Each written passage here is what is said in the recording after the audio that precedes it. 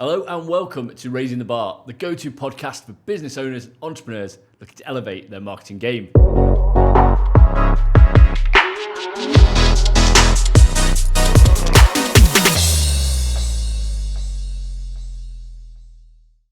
Today, we've got a fantastic guest for you. He's a former Premier League footballer, turned entrepreneur and investor. He came through the ranks at Tottenham before signing for Liverpool, and he's played for the Jamaica national team. But he didn't stop there, and he's done some fantastic things after football. Ladies and gentlemen, Kev Stewart. Thank you. Good intro, bro. Appreciate it. Thank you, mate. Kev, thank you for joining us today, mate. It's an absolute pleasure. Looking forward to really getting stuck into this today, going through the football journey, and obviously the transition into business. Yeah, sounds good. But let's go right back to the beginning. Tell me what it was like coming through the ranks at Tottenham, then moving over to Liverpool.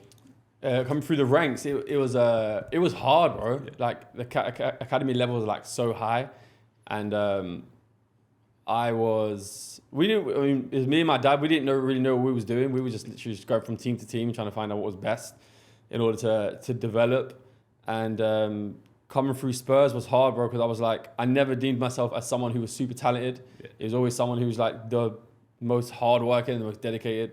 So it was just pure self-development from young, bro. I was always trying to figure myself out, always trying to figure out how to succeed, how to go from bottom of the group to the top of the group. So I was just doing that every year, starting at the bottom, getting to the top.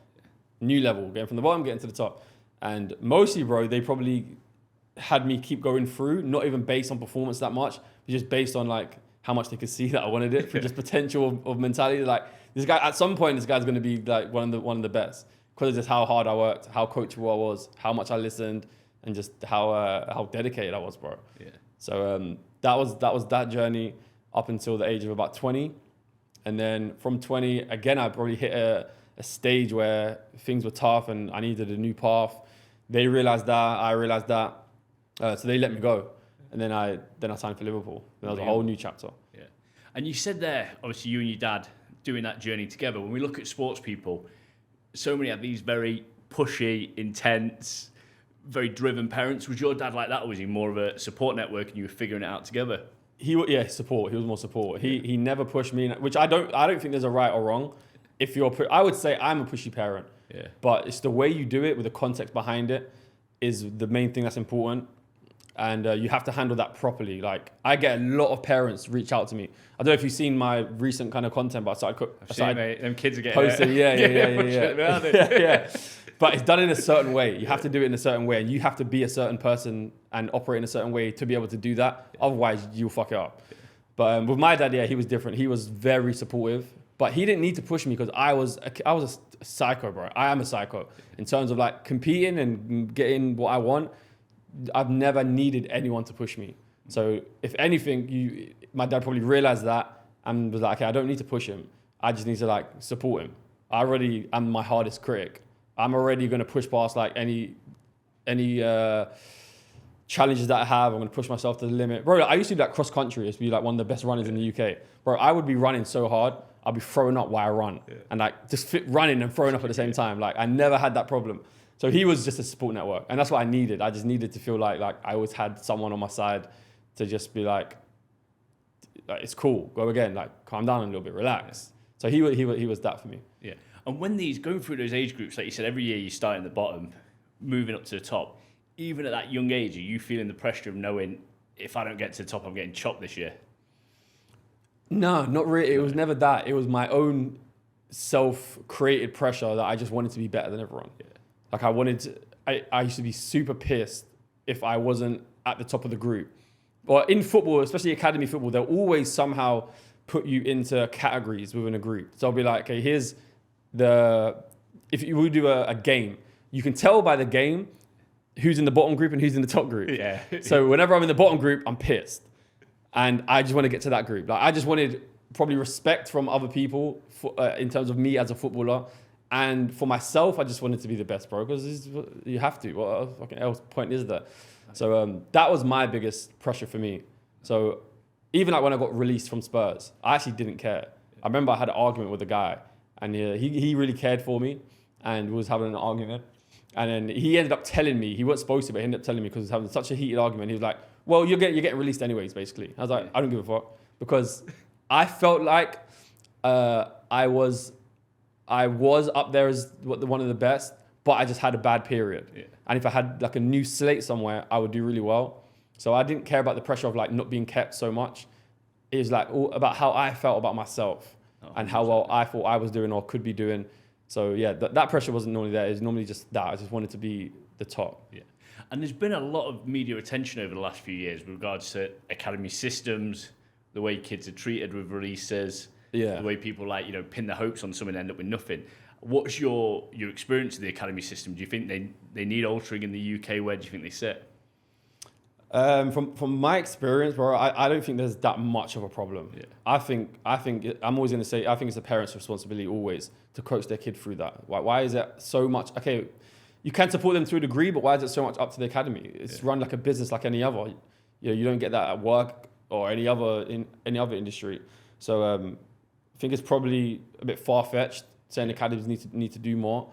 But also, bro, I think it depends on how the kid is behaved or how much of a relationship they build while they're at the academy. Because I always had support from my coaches when I left. Still to this day. Yeah. Like I took my kids into Liverpool under sixes because of that relationship I had with one of the coaches there. And the reason why I had such a good relationship is because how hard I worked, how much I wanted it, how good my attitude was. So we always stayed in touch. He always wanted to do that for me. But the people that I see have maybe been released in my years and haven't gone on to have any support, they just fucked around the whole time while they were there. So they're like, when he's asking for support, he's like, I'm not going to refer him to this team because he fucked around the whole time. Yeah. I've got a reputation to maintain. So I'm not going to refer him anywhere else because he just fucked around the whole time. Yeah. So that's my experience with the academy setup. Agreed. And like you say, at the end of the day, the cream's going to rise to the top. The best people have got to survive. So after moving on from Tottenham, you've gone to Liverpool. Yeah. And it was Jürgen Klopp who took you there. It was a choppy period in between, but I ended up getting to Liverpool. Let's just cut to the good part. Yeah. But the way the lads talk about Jürgen Klopp is like this motivational, super inspiring father figure to a lot of guys. What was it like going and playing underneath him? Yeah, he was, bro. Like, definitely weren't perfect. There were some parts of him where it's the opposite, but I think it's hand in hand. That's how it goes. The guy smokes 20 a day, doesn't he? Oh yeah, bro. But the day we played a match, was it FA Cup? I think we played an FA Cup match against West Ham, and I just kind of been in around the first team, and we all had showers and we all finished, bro. And I was smelling smoke. I thought, what the fuck's that coming from? And then he was just in the showers with his boys, with the other coaches smoking. I was like, that's different. I've never seen that before. But yeah, bro, he was that figure, man. He was like, I think what he did a few things, bro. I even did a reel the other day. I don't know if you've seen it, but talking about some of the best mindset lessons that he's taught me. Even going into business, bro, there's a lot of things that I've learned from him that I'll apply into business. I always think, bro, he would be a very good,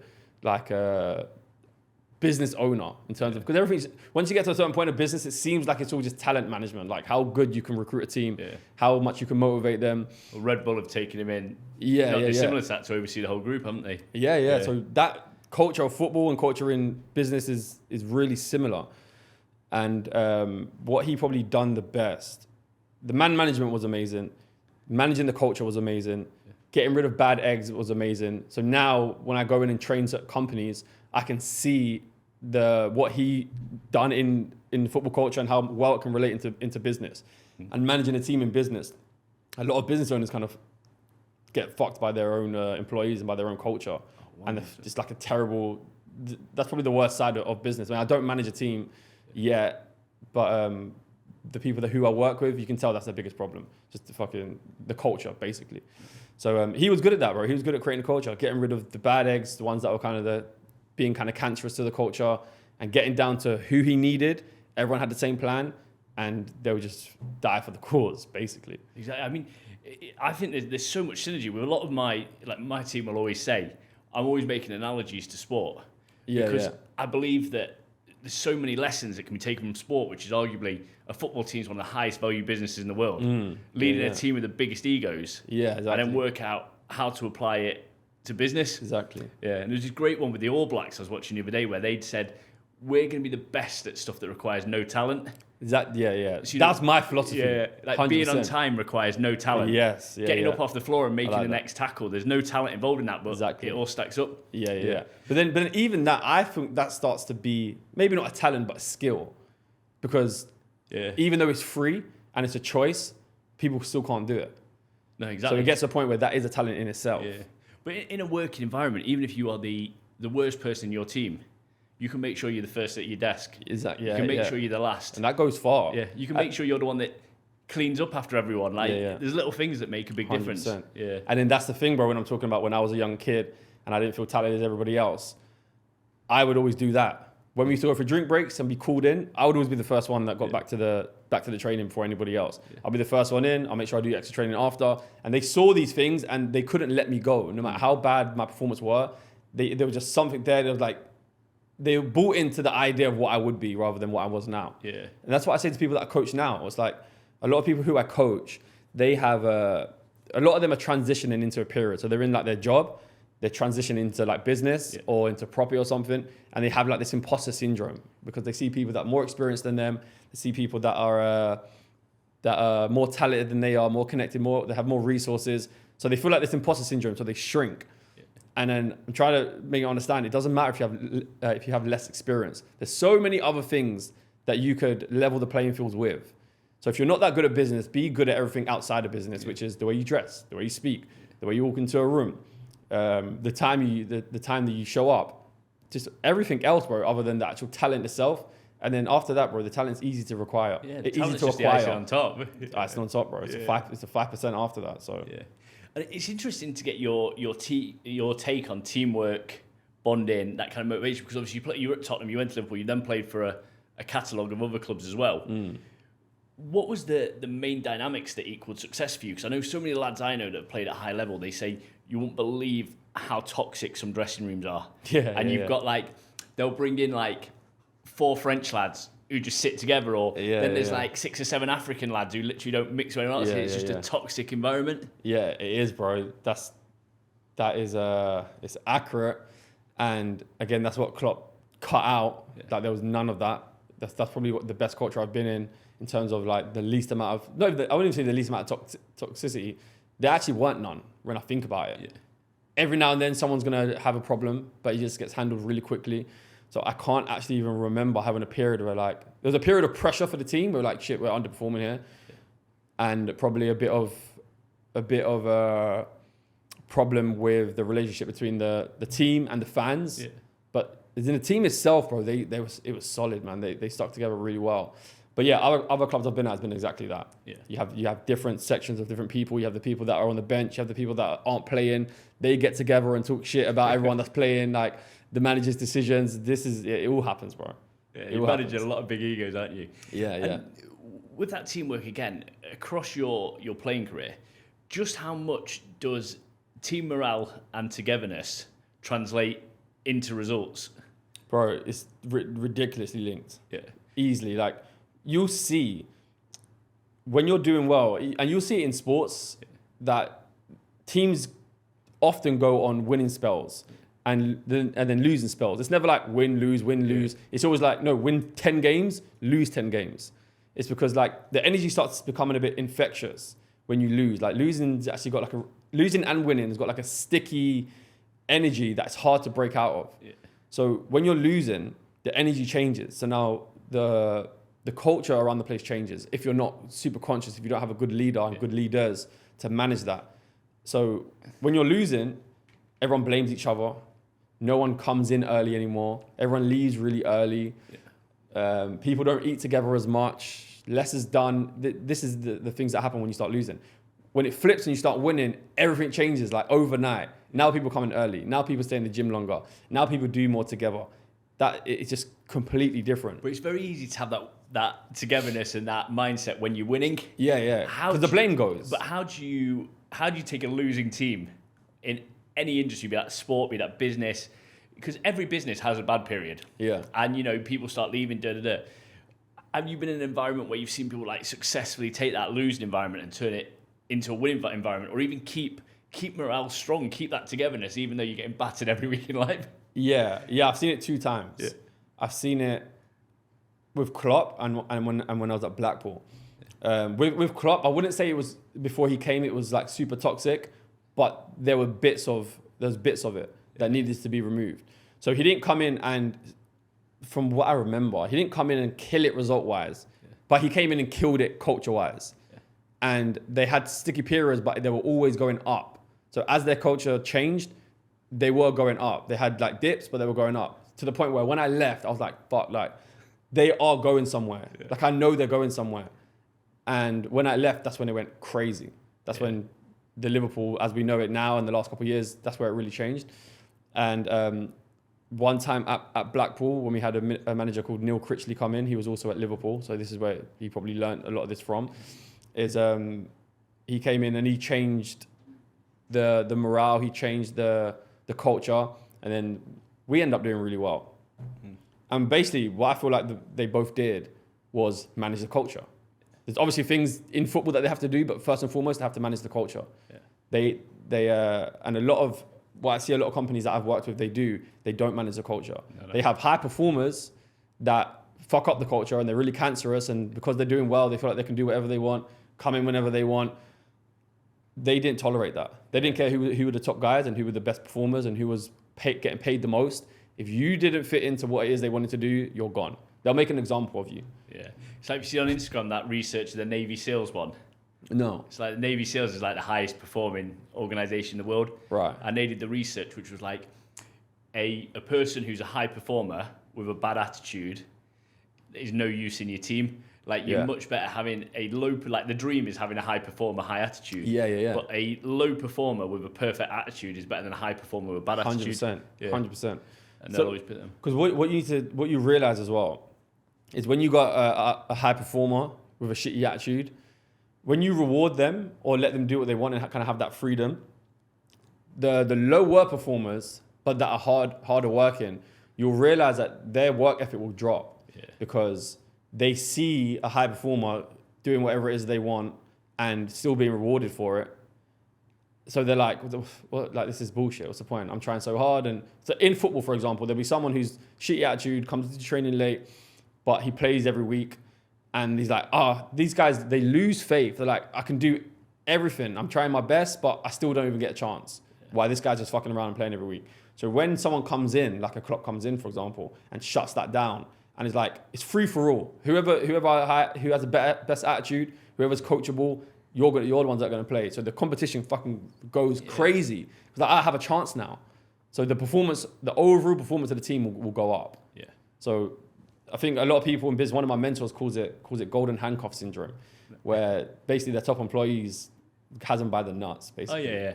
And they know that, and they put pressure on everyone in the organisation, yeah. And football's probably the worst now. When you see how some of these star players perform over the years, it's shocking, isn't it? Yeah. Looking at footballers, but not just footballers, sports people in general, you're immersed into this team environment from such a young age. You see so many different examples of leadership, be it like, I'm sure you've had managers you think were unbelievable and people you think are literally like the David Brents of the manager. But you see kind of the inner runnings of a team. Why do you think, and I know there's exceptions to this, so I don't want to generalise, but a lot of footballers have struggled to transition into business post their career when they've had all that experience of seeing how a team's led? Yeah, good question, bro. Do you know why? There's two answers. One is because football is such a bubble. Yeah. Like, it's really outside of reality. There's like a whole nother world that's footballers don't even know about. So imagine, bro, from the age of 16, some players even younger, some of them from the age of 14, leave school where they literally solely focus on football. Like, it's everything. It's all they see. And when they come out at 35, bro, they learnt nothing else. They hardly know anything else. And even if they did, or what they learned in their career, they only in their own minds relate it to sport. Like, they only think it works in sport. Yeah. Whereas I've come out thinking, I've just learned all of this, and this is super valuable to any business. This is super valuable to any ambitious individual that are trying to come through in their own careers. Like, I've learned so much about self-mastery, self-development, because my whole career has been me self-developing so I can get to where I want to be. Like, how can this not be super valuable for anyone else in any industry whatsoever? But people, they don't think that. They think I have all this knowledge in football, I have to put it back into football. So they think they can only get a coaching job, coaching academies, maybe pays them like, I don't know what it is, 30 grand a year or some shit. Yeah. And they're working double the hours. I think that's the biggest problem that they have. And it's just mental, because if you think about like a big organisation, right? I don't know what Klopp goes out at, but I imagine for him to come and do a talk in a blue chip company, he's got to be charging 100 grand Bro, easy. And for someone like you, you've had years of him free of charge every day picking that up, and then you've got all that knowledge to pass on. Do you think with the footballers, there's a lot of them that by learning nothing else? Because I mean, for me, coming out of a career at 35, like most people's lives are just taking off at 35. Yeah, exactly. And it's a fucking horrible thought to think like your life's over at 35. You've been with the best girls, you've played the best football, and now everything's downhill. Like, it's a pretty depressing state of affairs for them. 100%. But bro, it's a belief system as well. Yeah. Exactly what you just said. Is like when you're in football, as soon as you hit 30, bro, you're granddad in football. Yeah. Like you're playing with kids that are 16, 17, born in fucking. You're like, oh, when you born? 2003. You're like, fuck, that's crazy. But in real life, 35 is young. Yeah. Like even sometimes when people ask me how old I am, I'm like 31. They're like, oh, you're a baby. And I'm not used to hearing that. I'm like, fuck, what? Like, because they're like 40, 50. So that's why it's like a different reality, bro. It's a different world with different belief systems. And also, when you come out into the world of business, the way it is now, you have to market yourself. You have to speak on camera. You have to start opening out and speaking your mind and doing things different to what you've been used to. But in sport, it's very opposite. Like, don't speak. When you speak on camera, you got to say this, nothing else. When you fucking post on social media, you can't do anything or say anything of any real significance or depth or importance. So it's like you've been shrinked in life, in football, and if you come out into business, you have to chip away at it. Yeah. And a lot of players aren't willing to do that. It's scary, man. No, exactly. And you said there about the fact they're so insulated at a top club. Just how much is done for these players, because like and they literally like it's just like almost childlike, like every single task in life's done for them. Bro, I'm telling you, it's crazy, like everything. So everything's just a new world, and I can see how challenging it can be. I mean, I'm a bit different, but there's times where I'm like, fuck, this is hard. So somebody else who's not as open or as willing to do certain shit, I can see how it's hard, man. Yeah. It is really hard. That's why I always think for players, it's good if they have experience, like either on the way up or on the way down, to have experienced the lower leagues as well. Yeah. Because if you've come up with the likes of League One, you're not getting everything done for you. I'm sure your time at like Blackpool, for example, while it's a great club, was very different to your time at Liverpool. Yeah, true. So there's a lot more like self-discipline as well around you. Yeah. I think it just depends on individual, man. I always had big visions of doing something outside of football. I see how you said like you feel like your life's come to an end. I never had that as a belief. I was like, I'm going to do something bigger. And when did that idea of life after football, was that all through your career, or was it like a certain point or a certain age where you started to think about life after football and what you wanted to do? I'd probably say about that's probably a reason why I've maybe transitioned a bit smoother. From age 25, I think I started thinking like that. Yeah. And was that thinking like that? Because some of the lads I know, they got to a point in their career where they said they were counting down the days till they could stop playing. Like they fucking hated it. They hated the dressing room and that, but they were like, the pay's too good. And these aren't like, I'm talking about lads at Premier League level. But they were like, we were just so excited to get out. Was it that kind of mindset for you, or were you still loving the football but just preparing? Bro, I like love playing football. Yeah. Like love it. I don't necessarily like the whole game in itself. In terms of like, I don't watch football. Yeah. The only football I would watch is when I was playing and I'm studying opponents and studying my own performance. Yeah. But bro, even in Dubai now, you're out playing five-a-side. Sometimes I play too much. I'm like, fucking hell, I'm playing more than I did when I was actually a professional. Yeah. So in terms of playing, bro, I've never once in my life woke up and not wanted to train or not wanted to play. Never, not one time. So that's why it was hard for me to do what I did. But I still have the question. What was the question? Was when that point in your life first came. Yeah. So it wasn't that. No, it wasn't that. It was, I just started getting really intrigued about finance, about doing things on my own, about making money and building a life outside of football at around 25. This was like during COVID. And I just started getting curious. Yeah. So I started developing a lot of relationships with people outside of football, entrepreneurs, business owners, I started getting insight into their life. I was like, I like this. Yeah. Like the way that they run their own day, they go wherever they want to go. Like I like the freedom element of what they were doing. And I've always liked the impact people make. Like when you think about football, although I started feeling like towards the end when I kind of had this choice of what to carry on or not, it started to feel like football was very self-serving. Yeah. And when you think about people that inspire people, it's never really footballers. Footballers never really get any messages saying like, you've changed my life. Maybe like the top ones, like Ronaldo or something, but not in that way. It's just because they watch them. Yeah. But I feel like a lot of friends that I have in entrepreneurship and business, bro, they get messages like that. It's like, you changed my life. I had nothing. You taught me this. Now I have my whole family dynamics have changed. Yeah. Like, and I like that. Like I started getting a bit envious of that. Yeah. I wanted to do that for myself.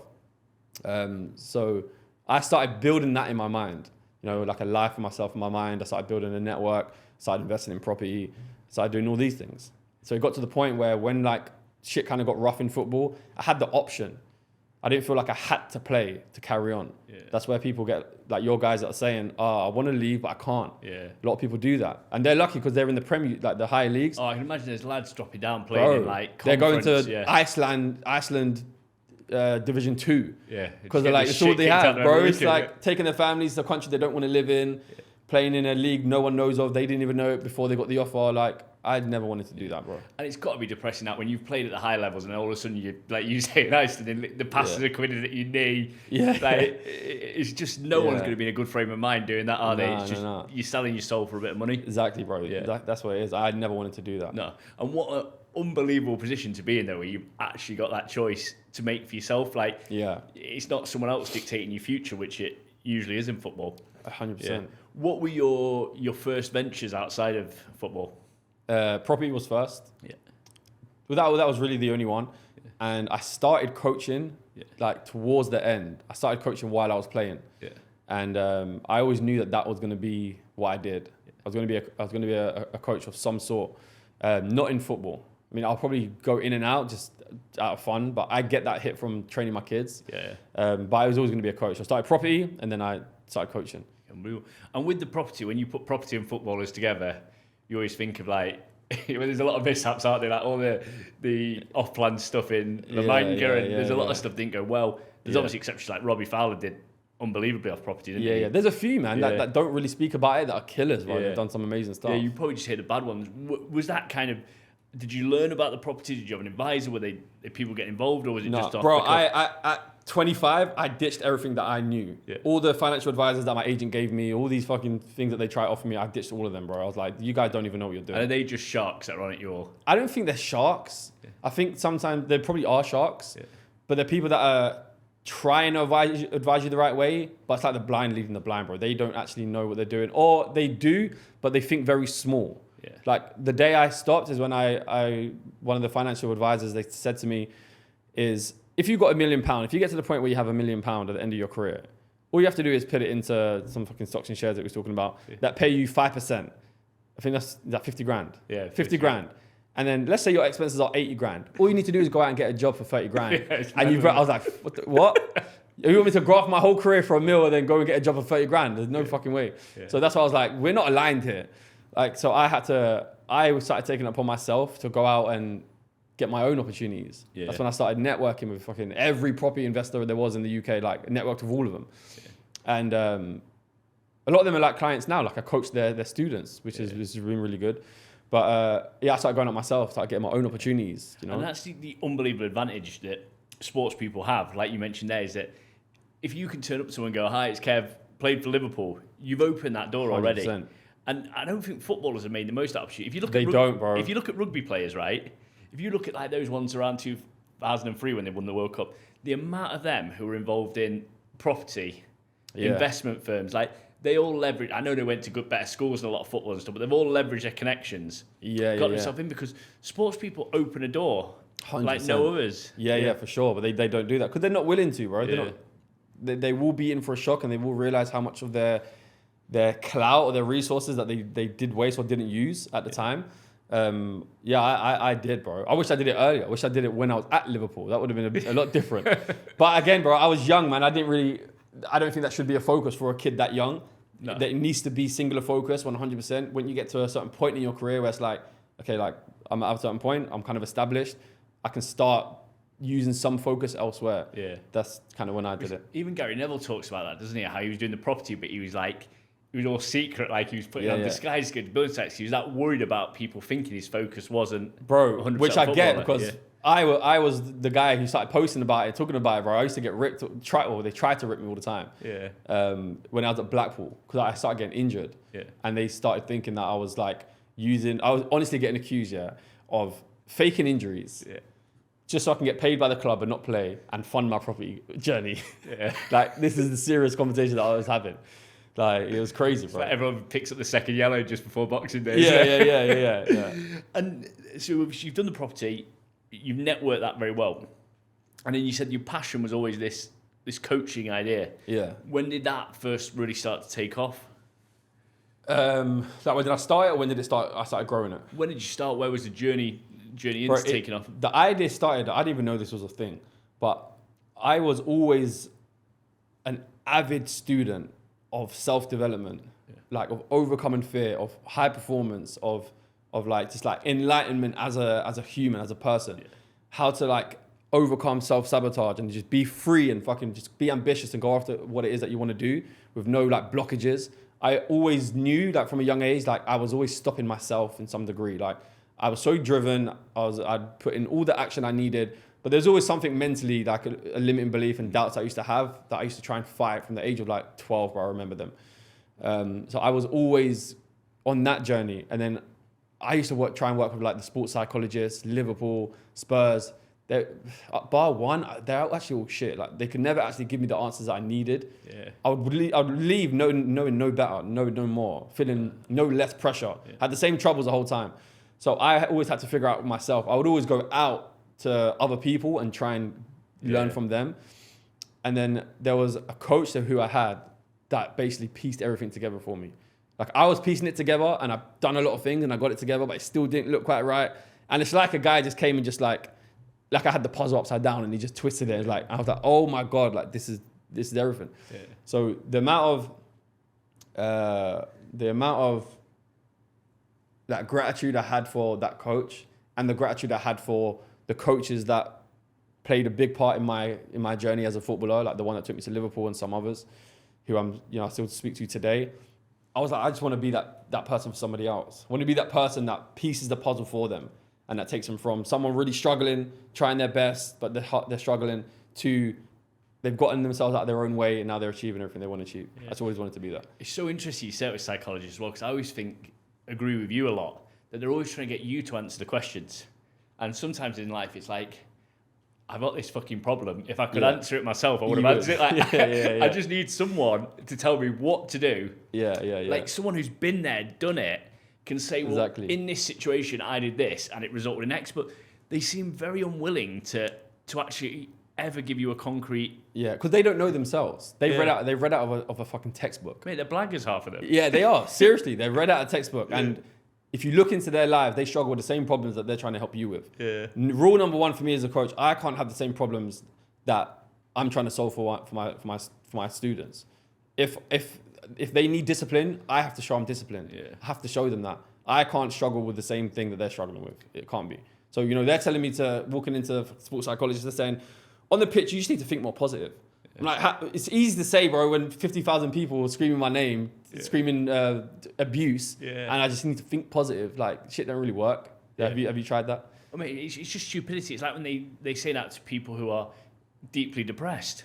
You can't think positive. You need something more actionable than that.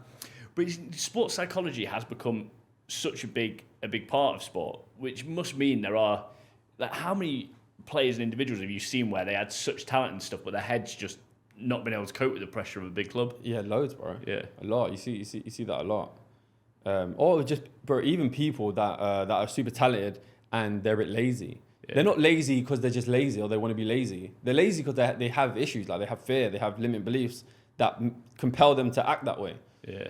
But this is things that I've never really seen sports psychologists or anyone really figure out for people. So you think with a lot of the big players who are in the press a lot, where they're always getting knocked for their attitude, and you can tell it doesn't take a PhD to work out these guys have got a bad attitude. Yeah. But you do look at them, you think with their upbringing, with the lives they've had and stuff, there will be there's going to be problems that probably haven't been dealt with, have they? 100%. Like even in the when I'm talking to parents or I'm coaching my own kids, when I see my kid isn't trying hard, I know he's not just not trying hard.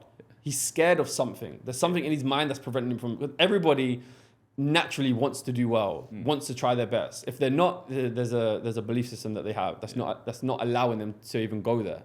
No, if people don't try something, like I speak to a lot of guys. I was speaking to a guy the other day, and he was like, "Kev, I have no direction. I have no clarity. I don't know what it is that I want. Like, I don't know what my purpose is." And I know he does, but his mind won't even let him see it because he already don't believe in himself that he could achieve it. So like, I'm asking him questions. I'm like, one of the best questions I always ask is like, if you couldn't fail, like take all the limiting beliefs out of your mind, like think like a kid here, complete imagination. We're not talking about the real world because as soon as they start thinking that it's real, they'll shut off. It's like just complete imagination. Yeah. If you couldn't fail, what would you do? Yeah. And he was like, I don't know, maybe I'll travel. Like he still can't think freely. He's like, I'll just travel. And I'm like, all right, but you ain't gonna just sit on a beach for 30 years. Like you're still young. You're gonna want to do something. You're gonna want to work. So if money wasn't an issue, what would you do? And he was like, I don't know, maybe, what activity would you do every day? He was like, I don't know, maybe I'd like coach people or have like a business online. He looked on his page, he loves fitness. I was like, okay, bro, it looks like you want to have a business online, you want to travel, and you want to coach people. Have you never considered online fitness coaching? Yeah. And then straight away he was like, yeah, but the market's too saturated. Yeah. So already his mind wouldn't even let him go to what he truly wants to do because the limiting belief is the market's too saturated. So he can't do what he wants to do. He won't even try because he has a limiting belief. So when I asked him, if there's something you couldn't fail at, why wouldn't his mind let him say online fitness coaching? Yeah. Because he couldn't bypass the belief system. So that's what it is for them. People that have bad attitudes, it's always stemming from something. Exactly. So the main basis of your coaching, obviously you're trying to get people to really believe in themselves, break through these barriers. How does the coaching process work with you? Yeah, what it is, I have habits. I set habits for people that I know put them into like a better mood, into a high frequency, if you want to start going that deep. But put them into a high frequency. When you're in a high frequency, like you have a different perspective on life. So I don't know how you ever felt where some mornings you could wake up and you could feel like you're shit at everything. Yeah. Like your business is shit. It ain't going to work. Why do people want to work with you? Like you can have all these thoughts. But then you could go to the gym. And when you leave the gym, your whole perspective on life changes. Where you're like, no, I'm actually the best. Like, of course they would want to work with me. Like, why wouldn't they? Like, you literally go from one perspective to the complete opposite. And when you start figuring out why that is, then you can start coaching people to get them to think like that as often as possible. So it's basically just like setting up a plan for people of how to get them into their highest mood, into their having the best perspective of life, stay in there so they can just see their life more clearly.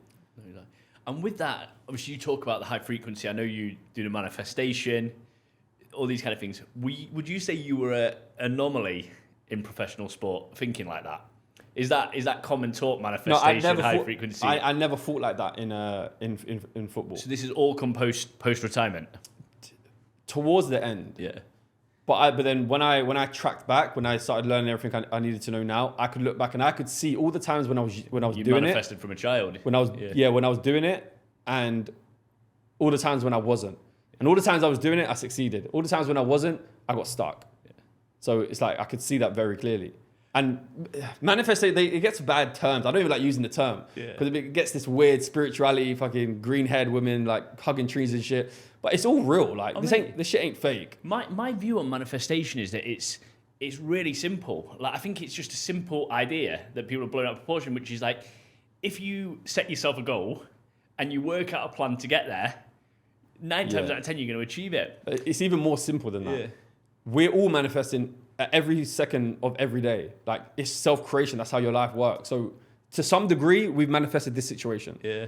Every scenario. It's not like only for goals, like massive goals. It's everything. If you got run over, to some degree, to some degree, you would have put yourself in that position through how you thought. If you got ill, everything starts from a thought first. So you would have had thoughts of illness. Then after you would have got ill. That's just how it works. The only thing that worries me with manifestation sometimes is I think there's some people who almost think it cuts out the work for them. Yeah, which is yeah, like, yeah. oh, well, I'm going to sit at home, Yeah, make a vision board, yeah. put a big house on that there. And it's like, you've got your goals, but you've still got to go after them. Like, you can't just... Because there's different planes that we live on. You've got the physical plane, you've got the mental plane, you've got the spiritual/emotional plane. You've got to connect all three. Yeah. So you've got to have the physical work, which is the work that we do here. If you're going to run a business, you have to go and do certain work. Yeah. Then you got to have the belief systems, which is mental, to match that. So you can go and work as much as you want, but if you don't believe in yourself, or you're always operating from lack and disbelief in yourself, then the physical work is going to get overpowered and you're not really going to make any progress. And then you've got the emotional side, where you've got to control your state of being, control the emotions that you feel. Like, you can't create abundance if you're always feeling like lack. You can't create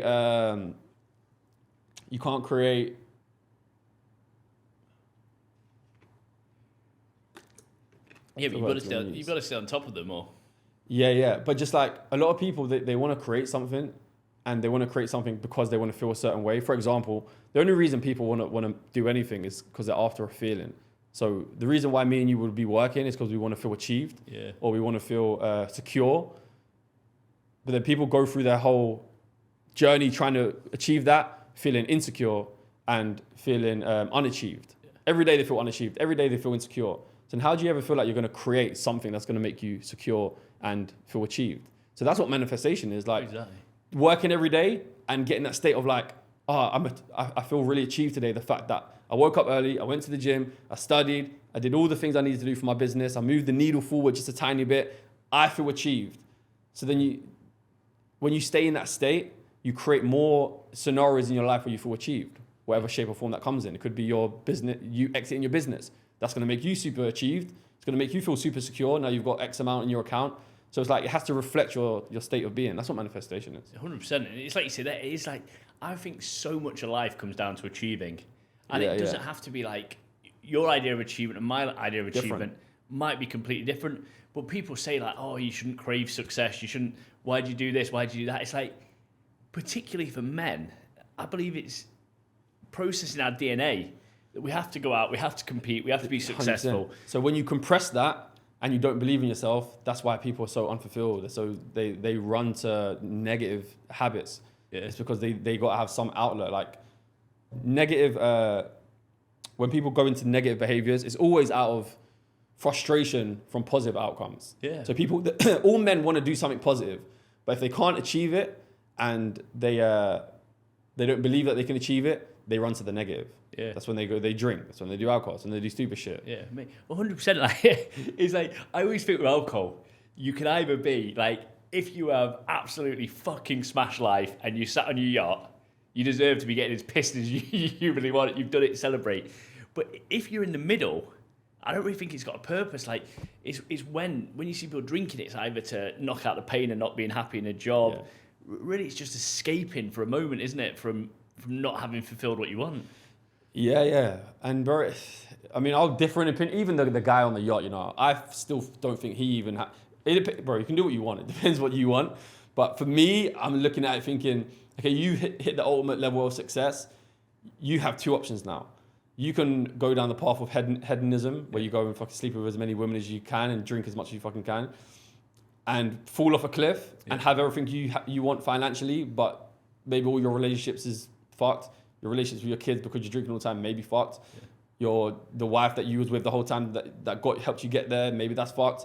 Or you can go down the path of, I'm super successful. Let me show people how to live now. Yeah. Let me show people what habits and what belief systems I had to get here. Otherwise, they're going to look at the guy on the yacht thinking, that's why the people in the middle drink. Because the fucking guy at the top drinks. So you think, oh shit, I have to live like him. And that point you made there is interesting, because you will have witnessed that same journey so many times throughout your career, where there'll be lads who you've known growing up, or lads who come into the team and they're one person. Then when they get that big first payday, you know, they hit superstar status. Yeah. How many people have you seen change in an instance at that point? A lot. Yeah. Probably some of the worst ones that I've seen, though, are the young ones that get paid a lot early, and they haven't developed the character in order to handle it yet. And bro, you see that out here, bro, with like the real estate agents, man. They come out here from they have nothing, and they start making good money, and they fall off a cliff, bro. Yeah. It's like it's the worst thing that can happen to them because they haven't built up the discipline, they haven't built up the wisdom to even handle the money. So the worst thing you can do is give a broken person or someone who's very underdeveloped money, because it's just going to amplify everything. It's going to, all their distractions, all their biggest vices, they're now heightened. Yeah. They're going to be exposed to all of them. Exactly. I think sometimes as you get older, you look back at when you were younger and you think like, I was blessed that I didn't have more money then. Bro, you're like, I could kill myself. You realise how much you didn't know. Yeah. You're like, bro, I thought I had it all figured out at 20. You're like, bro, I was a baby. Yeah. I was honestly a baby. Like, what the fuck did I know? I knew nothing. Oh, man, I'm sure like when you're 40, you probably look back at you being 30 and be like, Always, I had no always. idea then. 100%. But it is worrying. Like, I remember like, it's a while ago now, but when you are 21, 22, you genuinely believe you're a man capable of making men's decisions. Yeah. You shouldn't be trusted to make any decision at that point. Like, 100%. It's bad. But yeah, and do you think it's almost irresponsible to be giving these kids, these young footballers that age, that money? Like, can anyone cope with that? It's hard, man. Yeah. It's like... But if you don't, another club will. Yeah, another club will. That's why it's hard. That's why it's hard. But then again, like, of course, also you wouldn't want to rob... Like, if he's earned it and he's at that level, you don't want to rob a guy of changing his family's life as well. Because not all people do that. Not some young kids, they get it and they bless their families and they fucking invest into charities. So it's hard, man. I don't feel like clubs should be held responsible to that. No, it is what it is. He's good. I can't go and deep dive into his life to see if he's ready for this money. Yeah. Just pay him, bro. It is what it is. If he can handle it, he can. If he can't, he can't. His parents, hopefully, they can sort it out. Like, I don't feel like the club should be responsible for that shit. Yeah, it's got to be more of that personal family. Yeah. It's just life, man. And like you say, you've been given a fantastic opportunity. Most people have cut their right arm off for it. Yeah. You've got to try and make it work. Yeah, 100%. Yeah. So it's a tough one, bro. The business it's a business. People forget, because they love football so much, they try and make it seem as if it's not like this cutthroat business. It's like football. No, it's cutthroat. Yeah, mate, it's the most cutthroat industry. I mean, is there really a more cutthroat industry? Nah, bro. Yeah. You even look at it, bro, like when, I don't know the full ins and outs, but just like the biggest legends at a club, like Messi. Yeah. Even he probably started getting a bit like harsh treatment toward the end of his career when he wants one thing and Barca like, nah. Yeah. You're thinking, bro, surely not. Or like Gerrard leaving Liverpool. Like, there's going to be a level of like forgetting who he is. Okay, that was 20 years ago. This is where we're at now. Yeah. Bro, there's no one safe. No, exactly. It does always make me laugh when fans are calling players like every name under the sun for wanting to move clubs or get more money. And so stupid. The minute that player has a drop in form or something, the club will drop them. 100%. Like, it's obscene, and fans just... There's not one fan who's having a go at them who would do the same. 100%. Yeah. I always find that funny. If I always used to say, I used to say this in the change rooms. I was like, I don't get why footballers like go on and try and defend themselves, saying that it wasn't about the money. If I ever was in that situation, bro, I would have been like, that fucking right, bro, it's about the money. Like, you would do the same. Like, see you later. Yeah. Oh, mate, I get offered to go to Saudi, I'm leaving anywhere. Bro, I'm off. Come on. Yeah. Yeah, it's ridiculous. Yeah. Football fans, bro, some of them are so dumb. Yeah, mate, it just, the whole football thing, it confuses me to the max, because I think grown men behaving like this and like their entire week impacted by a result. Bro. Like, if you're a player, that's your life. Yeah. But like, you fucking John Bloggs working on a building site, what do you matter? Yeah, like, Do you know how I spoke about like footballers in like this box of reality, this small box? Yeah. Football fans, they live this normal, they're in the normal life. And then football is like a whole different world where all the rules here don't apply here no more. It's like they just fully shift into a different world where just normal life rules don't apply. It's crazy. Yeah.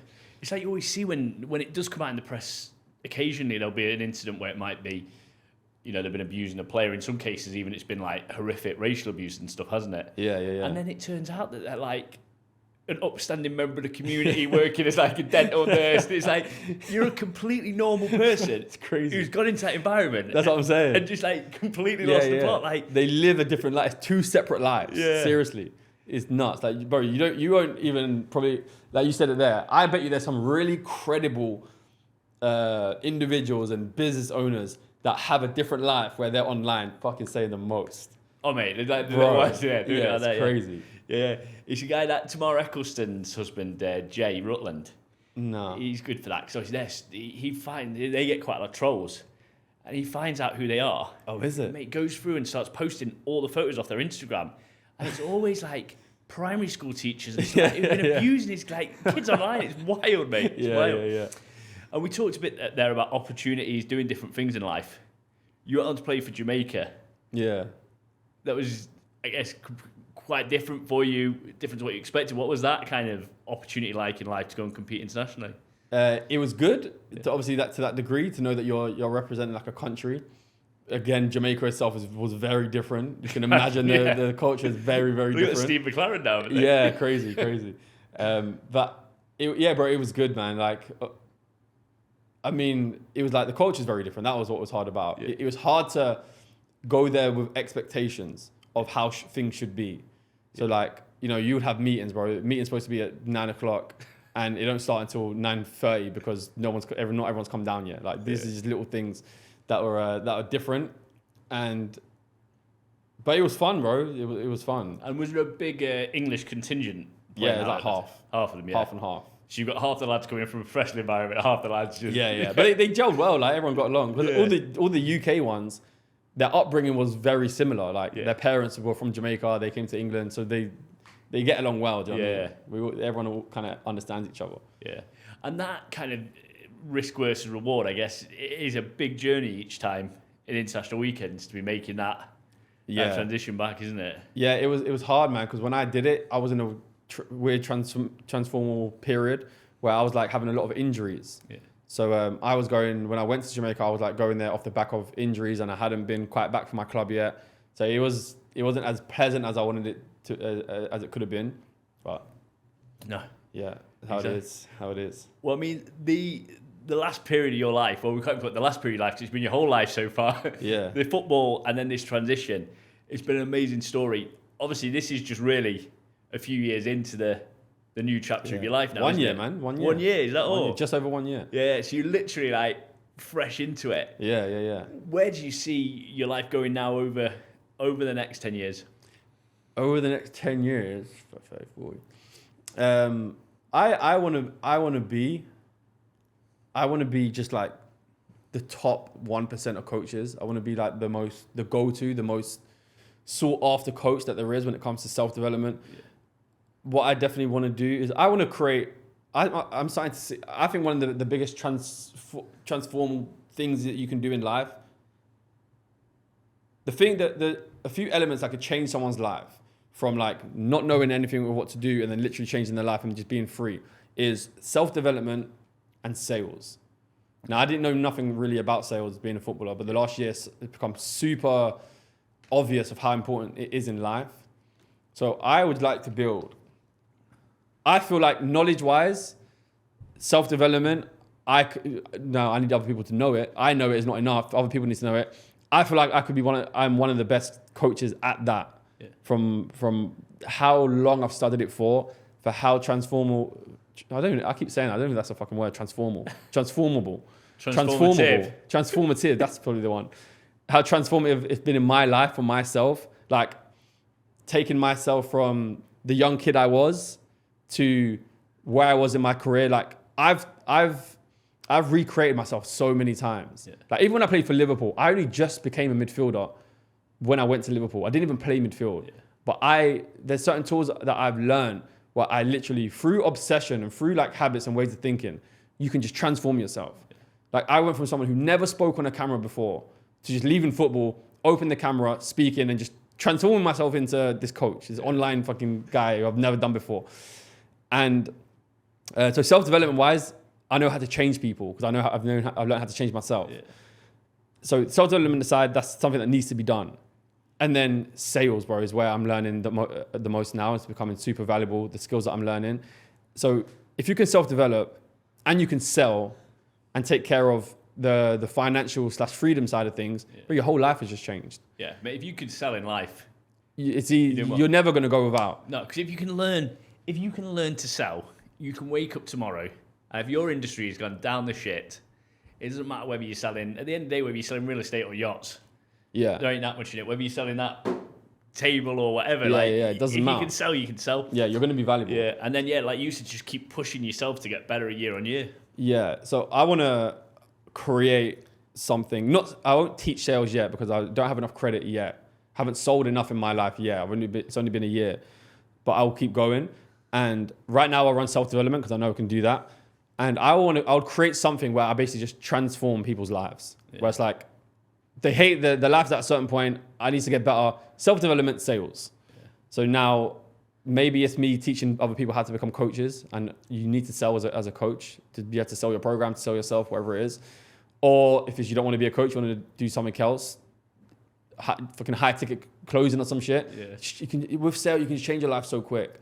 Exactly. So that's what I'd want to create. I want to create something where I teach people literally how to transform their life from self-development to sales. Because most people, their problem is they're doing something they don't want to do and they don't like who they are. Yeah. Self-development changes, you don't like who you are. Sales changes, you don't like doing what you want to do. Now you have freedom to do what you want to do. Yeah. Those two things, bro, I think are the key. Yeah. Yeah. Well, that's the perfect place for us to finish today then. Yeah. For everyone who's watched today's episode, who's super interested in finding out more, let them know where they can find you on the gram. Yeah. The gram, I live on the gram, bro. You on the gram? On the gram, yeah. So Kev Stewart 93 on the gram. Yeah. That's where I spend most time. Perfect. So obviously, Kev's journey's been phenomenal. He's experienced some of the best coaches in the world, so he's perfectly placed to pass some of that on to you. Kev, thank you very much for joining us today. Really appreciate that. For everyone tuning in, thank you as well. Remember to like, follow, subscribe. Let's just keep bringing you more and more content. We've got great episodes over the next few weeks, so keep tuned. Until then, keep raising the bar.